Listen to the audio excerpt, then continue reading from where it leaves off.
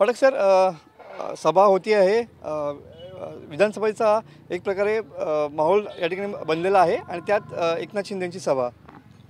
नाही, सन्माननीय महाराष्ट्राचे मुख्यमंत्री एकनाथ शिंदे साहेब उद्या गुहागरला तळीमध्ये येत आहेत आणि आमचे महायुतीचे उमेदवार राजेश बेंडल आणि राजेश बेंडलच्या सभेसाठी खास म्हणून मुख्यमंत्री सर्व लोकांना भेटण्यासाठी येत आहेत आणि त्याच्यामध्ये ही जाहीर सभा आम्ही आयोजित केलेली आहे आणि ही जाहीर सभा जी आयोजित आहे ती जोरदार होईल असं मला वाटतं. बरोबर आहे. काय सांगाल एकंदरीत ज्या पद्धतीने सध्या राजकीय वातावरण तापलेलं आहे, मोजकेच दिवस आता शिल्लक राहिलेले आहेत, कोकणाच्या दृष्टीने किती सभा ही महत्त्वाची असेल?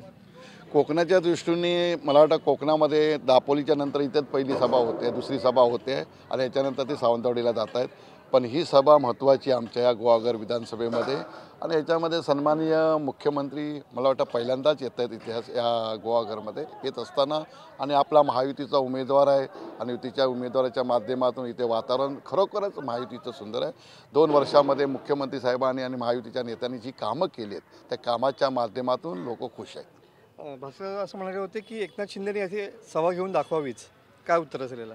कोण काय बोलतं ह्याच्याकडे आम्ही लक्ष देण्यापेक्षा उद्या आमची सभा आहे, बघावी.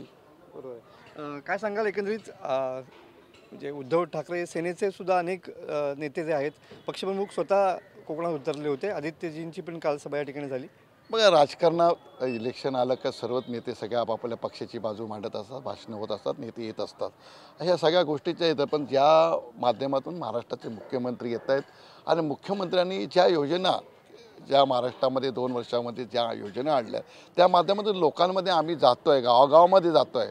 लाडकी बहीण योजना असेल, ज्येष्ठांच्या सर्व गोष्टीच्या कार्यक्रमातून माध्यमातून एवढा प्रतिसाद चांगला मिळतो आहे आणि मुख्यमंत्र्यांची कामं केली आहेत आणि त्या माध्यमातून उपमुख्यमंत्री देवेंद्र फडणवीस साहेब असतील, अजित पवार साहेब असतील, या लोकांनी जी कामं केली आहेत ती लोकांपर्यंत आम्ही जेव्हा प्रचारासाठी जातो आहे तर लोक बोलतात तुम्हाला काही फिरायची गरज नाही, आम्ही ही मतं 100% महायुतीला देणार.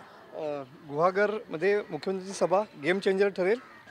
100% उमेदवार आमचा राजेश बेंडल महायुतीचा गुहागरचा 200 उद्या विधानसभेत पोहोचेल असं मी आपल्याला घ्यावी देतो. नक्कीच. हे होते आमदार रवींद्रजी फाटक सर. कॅमेरामॅन समित गजनेसह मी मनोज लेले, TV9 मराठी, गुहागर, रत्नागिरी.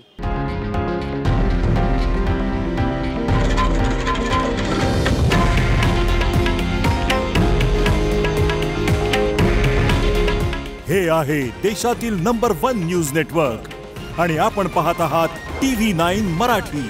काळजी तुमची, हित महाराष्ट्राचं.